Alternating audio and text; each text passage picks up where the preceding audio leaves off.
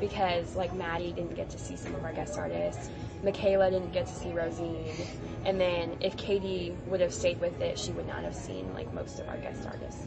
So that's a really good point. So you could do more, like, just straight up closed container the first week, and maybe some of the, like, the discussion leadership stuff that's kind of just like us in the first week, and then you start introducing guest artists in the second week more. Yeah. Okay, that makes sense. So that you make sure, or you, like, alternatively, I mean, it's just hard with that first week at the tail end of 4th of July weekend, and everybody's transitioning out of GSA and like family travel and stuff. So, like, maybe that's a way to kind of protect people from missing things, is to have it kind of like the guest artists in that first full week, like second kind of week. That's a really, really good idea. But let me know if you come up with anything else at all, just randomly, that we should think about or want to improve.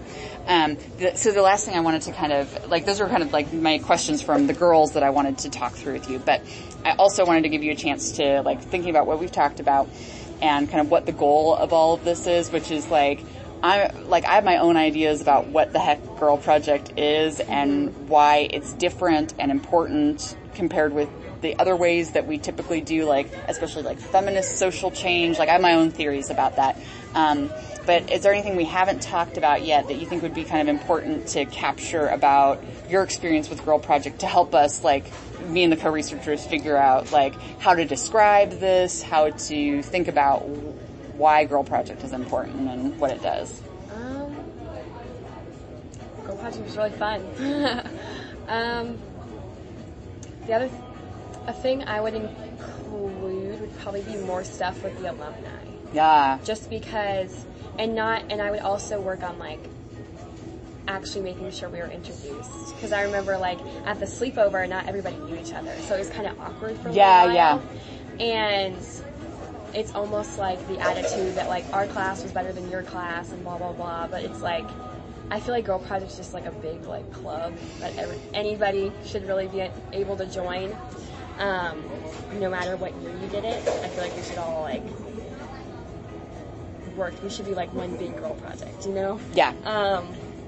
So yeah, that's the only thing I would include would be more alumni stuff. Okay.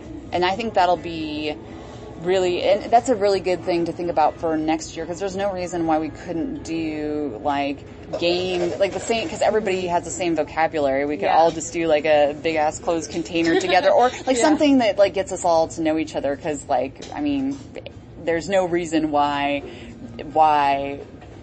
if we all have the same vocabulary and know how to operate, like, Girl Project style, like, we all can't, like, know there's, the only barrier is taking, like, a couple of minutes to, like, set up that kind of space so that we're all on the same page. So that's a really good idea. And it's something we kind of do with, the Girl Project Next Generation training for the mentors, because it's girls from all of the different years, and so that ends up kind of breaking down some of the year by year barriers. But if we don't do it that way, then like if we wait until the mentor training time, we don't get the time during the, like, Girl Project to like integrate the, like, years and that kind of thing. And that also gives me an idea for like, I want to make sure we have a couple of things like Girl Project events we do in the fall to just, like, get people together. And we should just, like, whoever alumni is around, we should all just do it together. So one of those things, I'm getting, like, the last little bit of fundraising done for it. I'm going to screen on campus. I'm bringing the documentary filmmaker into campus whose film I saw back in February at a conference on women's self-defense as, like, a prevention strategy for domestic violence and sexual assault and all these kinds of things. And so it's a really cool documentary on how self-defense has helped women in different communities around the world kind of change that dynamic. So the filmmaker is going to come to campus and, like, show the documentary and stuff. And then the next day, if it all goes as planned, one of my friends who does women's self-defense at the center where I work will have, like, a self-defense class with the UK Police Department. So fun. Like, and they'll be wearing, like, the red man suits, and you can, like, beat up on them and all that kind of, because I wanted this year, like, to have something to follow up on, because stage combat is, like, amazing, but it's not, like, necessarily how you'd operate if you found yourself in a situation where you had to apply that. So, like, even if we had just, like, a workshop. So anyway, I wanted to, like, capitalize on that and have it. So that'll be one thing, and then hopefully we'll do something else in November-ish with just the group, some kind of like potluck or just get together kind of thing.